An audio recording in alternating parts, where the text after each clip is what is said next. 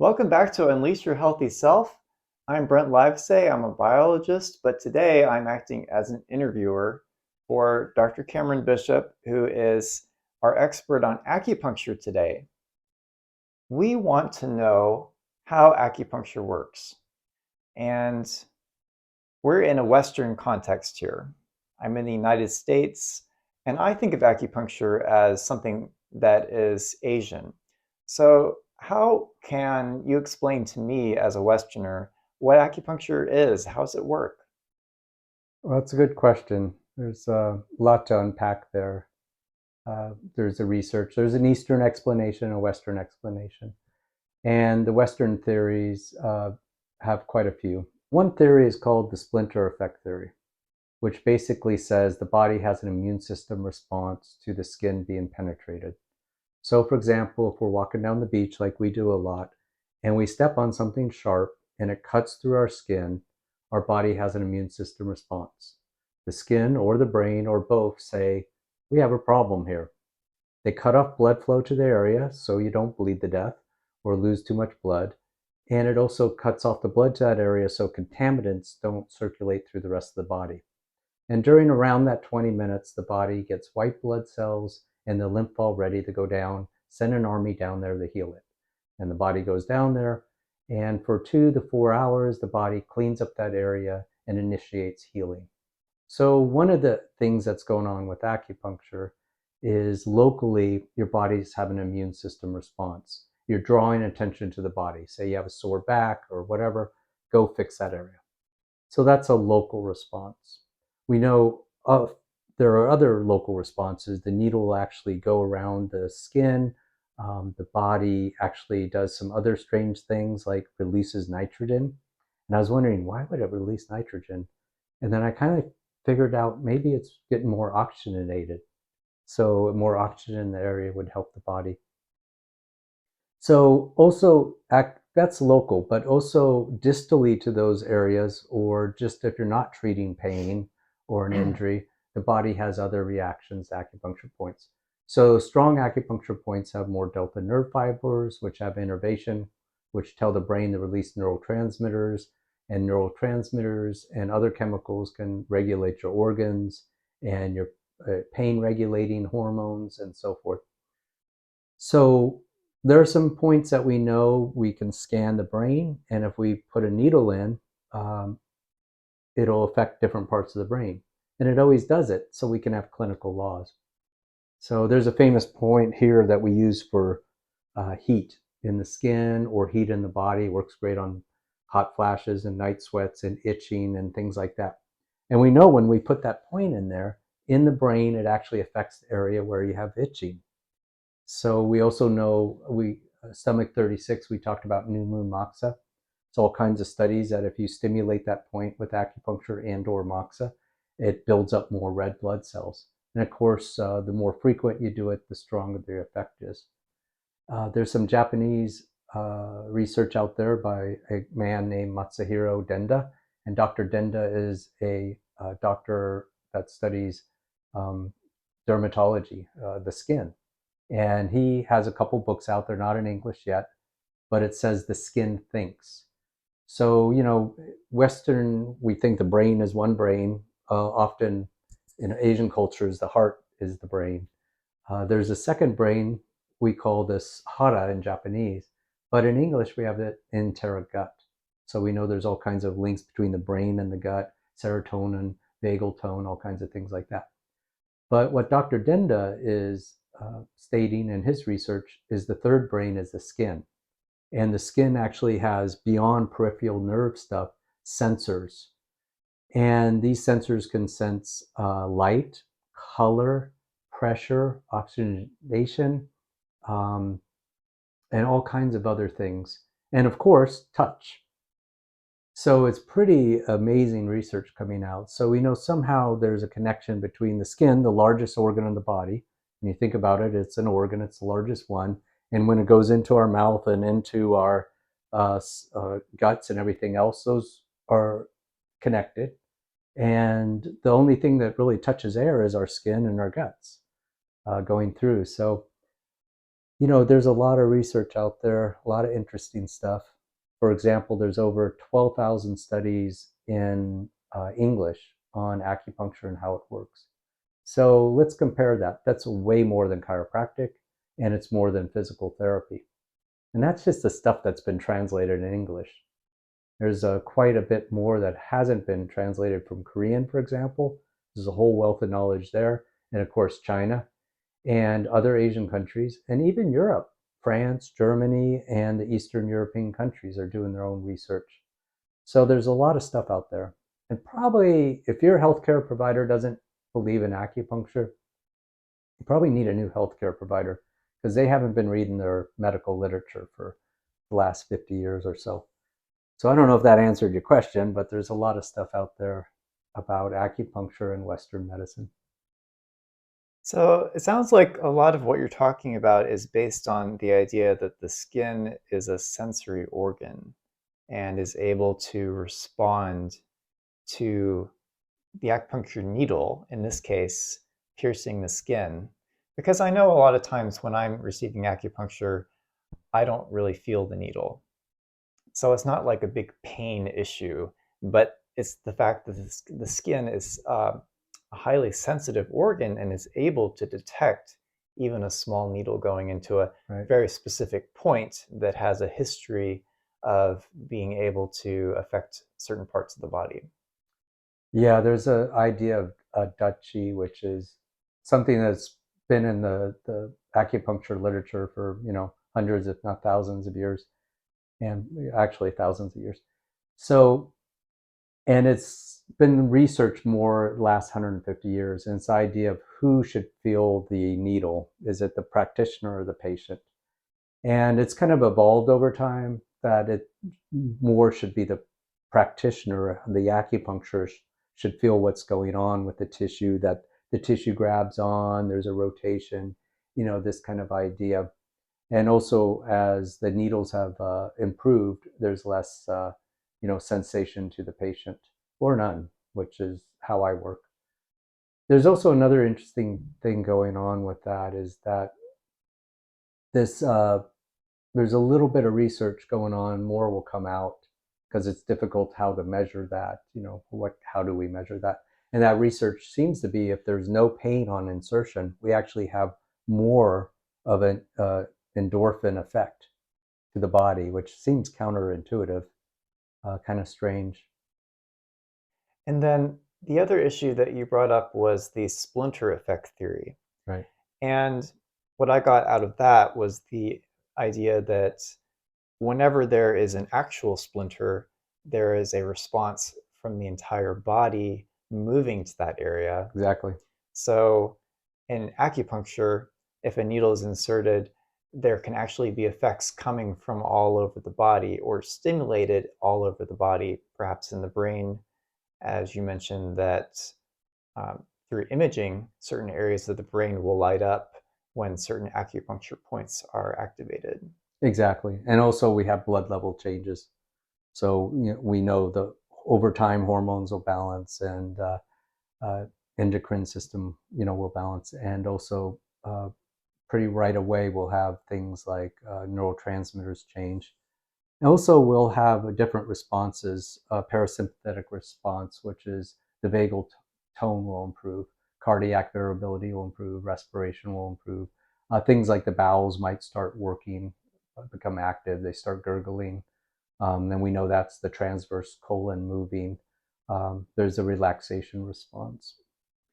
Well, I was fascinated when I learned from you that you have colleagues who are in Western hospital systems doing acupuncture and Western medical clinics doing acupuncture. Can you explain how that's being used in treatment of patients in the United States? Yeah, there's acupuncturists at the VA. There's acupuncturists Mayo Clinic, Cleveland Clinic, Kaiser, and basically beyond that, it works. It's cost effective. Also, some of the pediatric hospitals are hiring acupuncturists because with children, there's not a lot of research on how medicine works on kids because what parent's going to do an experimental drug with their kid? So what they do is they're doing, anecdotal data is leading to studies on integration of acupuncture with other modalities for pain relief, such as yoga therapy, tai chi, hypnosis, biofeedback, all these type of things with the kids. And they're finding consistently with integrative research, and there's an explosion right now that acupuncture seems to enhance anything. Hypnosis is better, biofeedback's better, pain relief is better. So, it's the old word used to be alternative, this or that, but now it's more integrated. How do we get a better response for the patient using, multiple modalities? So this is where the research is moving.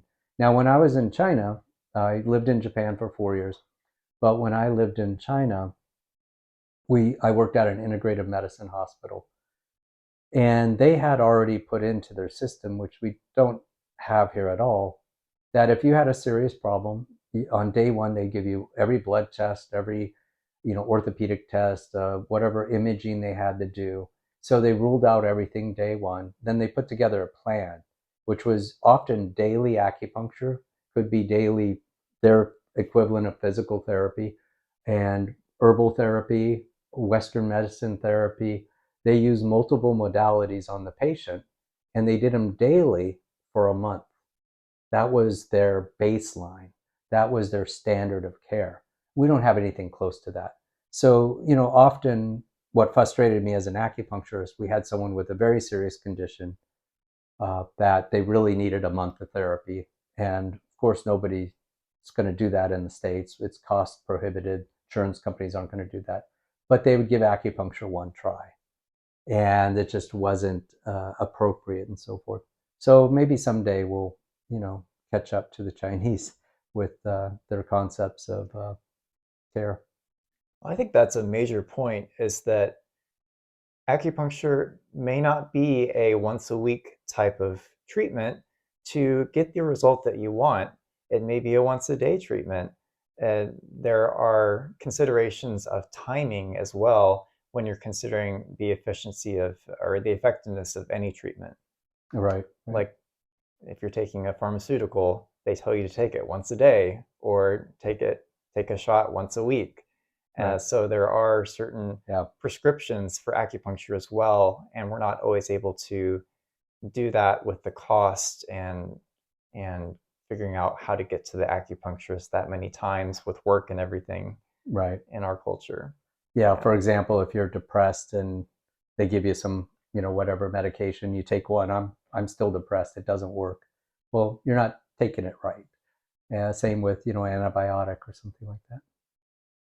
But I'm kind of curious, you got a PhD in cell biology, and you surprised me when I asked you once, when we talked about acupuncture, you said, "Oh, I did it." And what, as a very Western, PhD in cell biology, what got you interested in trying acupuncture? Well, I've always been interested in alternative medicine, and up to that point, to me, that had meant taking vitamins, looking at nutrition, those types of things. I considered alternative medicine, and there was an acupuncture place on my way from where I parked to my work at the graduate school lab. And when it opened up, I was curious about it, and they had a special, so I went in and gave it a try. This must have been about 15 years ago now. And I was impressed with the way it was run. It was a communal clinic, and it was the needles were not too terribly painful when they were put in. And I experienced a great deal of relaxation during that first treatment. And that really surprised me because I didn't realize that any sort of treatment could have that effect on a person. And I probably went in for headaches or something like that, and I only went in maybe twice. And I'm not sure if it actually did anything with my symptoms. But that was my experience with it at that point.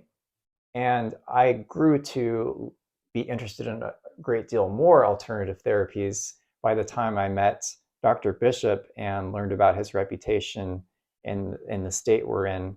and what he's able to do with his patients. And I've definitely learned a lot more about how it works and what it can do. And you found it's effective for you too. Absolutely. I found it effective for me. And I've learned, especially, I keep harping on this, it helps me to get in tune with my body. And that's important to me, is to be able to feel where things are wrong in my body, and when things are being fixed. And I can feel those sort of things better now that I've been working with you as a patient. Yeah, there's a body of literature that talks about boundary types, that some people are more in touch with their body than others. And despite what they show on the outside, they still have the same physiological effects. So you can have two people under stress, and one will show nothing, and the other one will be, showing something. But physiologically, they both have their blood pressure will go up, their heart rate will go up, their respirations will go up, their cardiac variability will change. And he's able to get in touch more with his body using acupuncture, which is great, which really, leads to a whole nother body of literature, of course. Well, what would you say to someone who thinks that relaxation is all there is to acupuncture, that you're really experiencing a placebo effect, um, and doesn't understand the changes in the body that can happen with acupuncture? Right. So, placebo is a controversial thing. One is, does it really exist? Because you can have studies where you have three groups, and you have a placebo, you have leave the group alone. Sometimes they call it waiting room, or we'll call you in a month. And you could have the third group, whatever you're studying, whether it's, acupuncture, aspirin, or a new medication, or whatever. Often when you leave people alone and have a placebo, it's the same result. So which kind of implies we're not measuring anything other than the body's own ability to heal itself. That being said, acupuncture is commonly used on animals, and you can't have a placebo with an animal. It's not like, oh, Spot, you're going to have a very good treatment today, and so forth. You're going to do great with this. You really can't do that with an animal, and we have great results. Of course, there's a lot of veterinarians that use acupuncture routinely with animals. And one other thing with placebo effect is that when I was in China, I worked in the hospitals, and it's very noisy there. I mean, the air quality, I was in Shanghai, was not that great. And they may have the windows open and somebody's getting acupuncture. The next person is this close, and maybe there's a kind of a thing sheet between them. The windows are open, horns are honking, someone's hanging out smoking a cigarette. People are dropping, glasses in the other room. And Very crowded. oh yeah, there's 25 people and people running around sticking needles in everyone. It's not a relaxing environment. But those people deeply went into relaxation states. So and that is your body's natural chemicals being stimulated. And we know that in the literature. Now, of course, it's great for business, and it's great for to have, a clean clinic and beautiful music and a warm bed and, all those other things. So that enhances it even more. But it's not necessary. My favorite thing is when they have a heat lamp to put on your feet. Yeah. That's my favorite extra at acupuncture clinic. Yeah. Well, when your feet are warm, a lot of things happen. It's strange. Yeah. And then finally, I want to talk about how acupuncture is understood from an Eastern culture. I know that's difficult to do, to switch cultural mindsets for someone who's not been exposed to it, but the concept of qi is very popular in uh, movies and cultural references to the Asian cultures. How does that work with their understanding of acupuncture and qi? Right. We have the movies and Karate Kid and all that kind of stuff, Mr. Miyagi. So we love all that. So I lived in Japan a long time, and I speak Japanese. So the word chi in Chinese or ki in Japanese is hard to translate in English because it's really a cultural paradigm. It's poorly translated as energy. And that's just a terrible word for it. Because we start thinking about electricity and, positive and negative and things like that. Paul Unshold is a famous translator, and he translates it as the finest matter that influences. So chi or ki is the finest matter that influences. And I love that definition. So in Japanese, for example, it's a cultural paradigm, and you literally can buy a book on how to use this one word. So one example is if I say, how are you in English? How are you? In Japanese, they say, o genki desu ka, which is literally, is a portion of your chi even? Is your chi even today? And the response was, genki da yo, my chi is even. I'm okay. I'm fine. That would in English. But if you didn't feel so good, you could say something like kibun ga warui, which means a portion of my chi is not good. And it doesn't mean I'm not good in English. I don't feel well. It's more like a portion of me is not right. So even if you say things like, how's the weather? In Japanese, it's tenki wa do desu ka? So it's literally, how's the chi of the heavens? So again, you can literally read a book on this. Another one is ki ga hayai, my chi's moving too fast today. So that means I'm feeling a little anxious. Or ki ga osoi, you're moving too slow. Your ki's moving slow. So these are words that are part of their everyday vocabulary. I'm not sure always in Japanese if they, get that because it's such a common phrase. But it is part of their cultural paradigm, and it's hard to translate that over into English. So kind of the basic idea, more so for like practitioners of Keiraku Chiro, which is Japanese meridian therapy, is that we are ki doctors, and we're regulating that finest matter that does influence. So that's what we're working with. So, it doesn't have to be all woo-woo, because we can, really start matching the Eastern, Western, and what's going on. And as more we go along, the more we see that it matches. We're just seeing it from two different angles. Well, Dr. Bishop, do you have anything else to add before we close about how acupuncture works for a Western mindset? Well, it's been around 5,000 years, and a lot of cultures use it. There's even some evidence that it moved to the Middle East. I lived in Japan for 4 years, and much like you, I was just kind of curious because I was raised watching the Kung Fu TV show and all that. And when I was over there, I taught doctors English because I originally worked ambulance and emergency room in college. So when I went over to Japan, they had me teach doctors English because I had a medical background. And whenever I got injured, I would literally have 20 doctors in the room, and they're there to practice their English. But I got a shoulder injury doing martial arts, and they sent me to an acupuncture family, and it was 4 generations. And you walked in, kicked off your shoes, and laid down. And I didn't really believe in it. I didn't disbelieve in it. I just thought it would make a good beer story to tell the guys.